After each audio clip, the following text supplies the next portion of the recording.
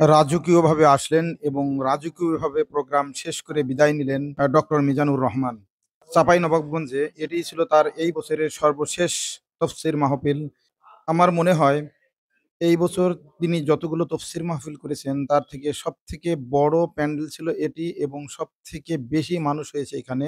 সুতরাং অনায়াসেই বলা যায় এবছরের সবগুলো তফসির মাহফিলের রেকর্ড ভঙ্গ করেছে চাঁপাইনবাবগঞ্জের ডক্টর মিজানুর রহমান আজহারীর তফসির মাহফিল। আপনারা দেখতেছেন হেলিকপ্টারে এসেছে এবং রাজকীয় হলে স্টেজে প্রবেশ করলেন এবং রাজকীয় হলে বক্তব্য শেষ করে সবাইকে কাঁদিয়ে বিদায় নিলেন ডক্টর মিজানুর রহমান আজহারী। সালাত আদায় করুন। বছরের অন্য সময় উঠতে পারি না, অনেকে বলে হুজুর উঠতে পারি না, কিন্তু রমাদানে কেননা সাহারির ভেতরে বরকত ঢুকায় দিয়েছে কে? একটা খেজুর এক গ্লাস পানি খেলেও সারা দিন আপনাকে তরতাজা রাখে কে? তো সাহারির জন্য যেহেতু উঠতেই হয়, সাহারি খাওয়ার আগে বা পরে 2 রাকাত 4 রাকাত তাহাজ্জুদ করা যাবে না। রব্বুল আলামিন বলেন ওমিনাল লাইলি ফাতাহাজ্জাদ বিহি নাফিলাতান লাকা আসা আন ইয়াবআসাকা রাব্বুকা মাকামান মাহমুদা। ও নবী, রাতের কিছু অংশ সময় তাহাজ্জুদের সালাত আপনি আদায় করবেন, কারণ এই তাহাজ্জুদ হলো আপনার জন্য নাফিলাত, আল্লাহর অতিরিক্ত ফরজ, আপনাকে মাকামে মাহমুদে অধিষ্ঠিত করবে। এজন্য যারা সম্মানিত হতে চান, সম্মানের আসনে যেতে চান, তাদের জন্য তাহাজ্জুদ অবধারিত। আমরা রমজানে সাহারির আগে তাহাজ্জুদ পড়তে চাই কি চাই না? এই নামাজটা আল্লাহ বড্ড ভালোবাসেন। কেন জানেন?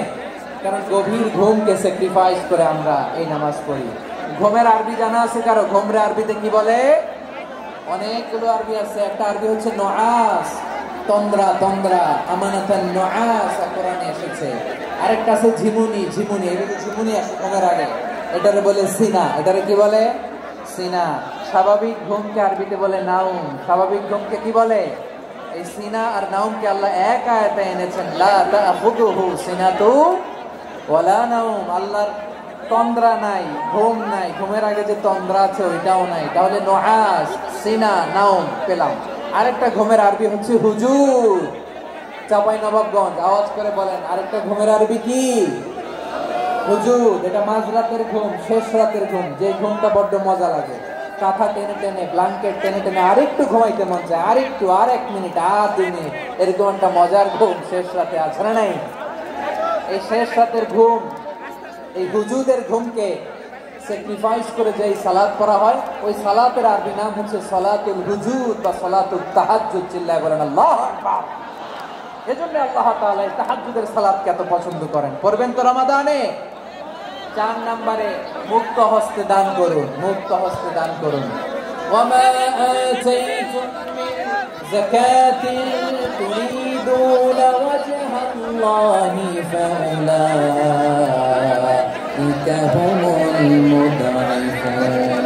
তোমরা মনে করো না যাকাত দিলে তোমাদের সম্পদ কমে যায়, এটা ভেবো না। বরং তোমরা আল্লাহর খুশির জন্য যে যাকাত দাও, তারপরে তোমার যে সম্পদ থাকে ওই সম্পদের মধ্যে প্রবৃদ্ধি দান করে কে? আপনি মনে করছেন দিলে কমে? চাঁপাইনবাবগঞ্জের ভাইয়ের আওয়াজ করে বলেন, দান করলে কি সম্পদ কমে নাকি বাড়ে? আওয়াজ করে বলেন, কমে না বাড়ে? বাড়ে। যেটা দান করেন, কামাসালি হাব্বা আম্বাতাত সাবআ সানাবিলা ফি কুল্লি সুনবুলাতিন মিয়াতি হাব্বা। 1 টাকা দান করলে এটা চারা বীজের মতো, রূপে দিলে 7টা শীষ, প্রতি শীষে হয় 100 শস্য দানা। আল্লাহ যারে চায় এরকম বাড়ায় দেয়, প্রবৃদ্ধি দেয়। সুবহানাল্লাহ। এজন্য মুক্ত হস্তে দান করতে রাজি আছেন? এজন্য আমার প্রিয় ভাইয়েরা, নফসের উপরে নিয়ন্ত্রণ নিতে চাইলে রমাদানের রোজার কোনো বিকল্প নাই। এটা এমন মাস যে মাসের ফজিলতের কোনো শেষ নাই। এই মাসকে বলা হয় দ্য মান্থ অফ হোপ। এটা আশা জাগানিয়া মাস। রমজানের কথা শুনলে আশা জাগে না হৃদয়ে? হ্যাঁ, এটা যা রমাদান ফুতিহাত আবওয়াবুস সামা ওয়া গুলিকাত আবওয়াবু জাহান্নাম ওয়া সুফিদাতিশ শায়াতিন। রমাদান আসলে আকাশের দরজাগুলো খুলে দেওয়া হয়, মানে জান্নাতে। জাহান্নামের দরজাগুলোকে লক করে দেওয়া হয়, শয়তানকে চেইন আপ করা হয়। ইবাদত করলে শুধু করতেই মনে চায়। চিল্লায় বলেন না সুবহানাল্লাহ। আমার চাঁপাইনবাবগঞ্জের ভাই আওয়াজ করে বলেন না, রমজানে ইবাদতের যেই মজা অন্য মাসে এটা পান? কারণ রমজানে আবাদত করলে সওয়াবও বেশি, আবাদতের একটা পরিবেশ থাকে, ঠিক কিনা বলেন? অন্য মাসে আবাদত করলে এর সওয়াব পাওয়া যায় গাণিতিক হারে, রমজানে আবাদত করলে সওয়াব বাড়তে থাকে জ্যামিতিক হারে। সুবহানাল্লাহ করবেন না? অন্য মাসে সওয়াব বাড়ে গাণিতিক হারে, রমাদানে আবাদত করলে সওয়াব বাড়ে কিভাবে জ্যামিতিক হারে বাড়ে দেখেন। রমাদানে একটা নফল করলে ফরজের সমান সওয়াব, একটা ফরজ করলে 70 থেকে 700 গুণ সওয়াব, রমজানে ওমরা করলে হজের সমান সওয়াব। সুবহানাল্লাহ নাই? দ্য মান্থ অফ হোপ, আশা জাগানি মাস। এই মাস আমাদেরকে হোপফুল করে, আশাবাদী করে। রমাদান যেমনি দ্য মান্থ অফ হোপ, আশা জাগানি মাস, এট দ্য সেম টাইম এই রমাদান হচ্ছে মান্থ অফ ওয়ার্নিং, একটা ওয়ার্নিং এর মাস। নবী যেমনি আশা জাগাইছে আবার ওয়ার্নিং দিয়ে গেছে, খবরদার। ওয়ার্নিংটা কেমন? আল্লাহ হাবিব সাল্লাল্লাহু আলাইহি ওয়াসাল্লাম মসজিদে নববীর ভিতরে হঠাৎ তিনি মসজিদে নববীর মিম্বারে পা রেখে বললেন আমিন, দ্বিতীয় ধাপে পা রেখে বললেন আমিন, তৃতীয় ধাপে পা রেখে বললেন আমিন। সাহাবারা অবাক হয়ে বললেন ইয়া রাসূলুল্লাহ, ইয়া হাবিবাল্লাহ, তিনবার শুধু আমিন আমিন পড়লেন, কেন পড়লেন আমরা কিছু জানি না, আমাদেরকে জানিয়ে দেন কেন আপনি তিনবার আমিন বললেন।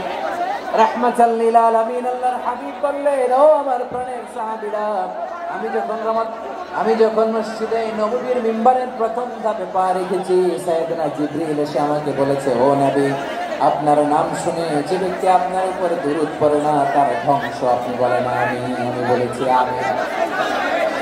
দ্বিতীয় ধাপে পা রাখার পর সাইয়েদনা জিবরিল বললেন, ইয়া রাসূলুল্লাহ, মাতা পিতাকে বার্ধক্য অবস্থায় পেয়ে তাদের সেবা করে, তাদের সাথে সদাচরণ করে যে সন্তান জান্নাত কামাতে পারলো না তার জন্য ধ্বংস। আপনি বলেন আমিন। আমি বলেছি আমিন।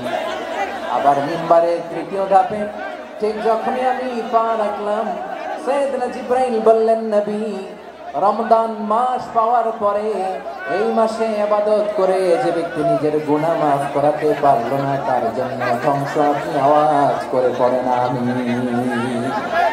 কত বড় ধমক, কত বড় ওয়ার্নিং দেখছেন। যে রমাদান পেয়েছে কিন্তু রমাদানের ইবাদত করার মধ্যে দিয়ে সে নিজেকে জাহান্নাম থেকে মুক্ত বানাতে পারলো না, তার উপর আল্লাহ লানত, তার জন্য ধ্বংস। সাইয়েদনা জিবরাইল বলেছেন আমিন, স্বয়ং বিশ্বনবীও বলেছেন আমিন। আওয়াজ করে পড়েন না আউযুবিল্লাহ। তাহলে রমজান আসবে আর আমরা নিজেদেরকে জাহান্নামীদের লিস্ট থেকে নাম কাটিয়ে জান্নাতীদের লিস্টে উঠাতে পারবো না। এর চেয়ে বড় হতভাগ্য কি আর কেউ থাকতে পারে? আওয়াজ করে বলেন। তাহলে রমাদানের এই রহমত, বরকত, মাগফিরাত, ফজিলত আমাদের কামাই করার দরকার আছে না নাই? আর মাত্র 7 দিন বাকি। আর মাত্র কয় দিন?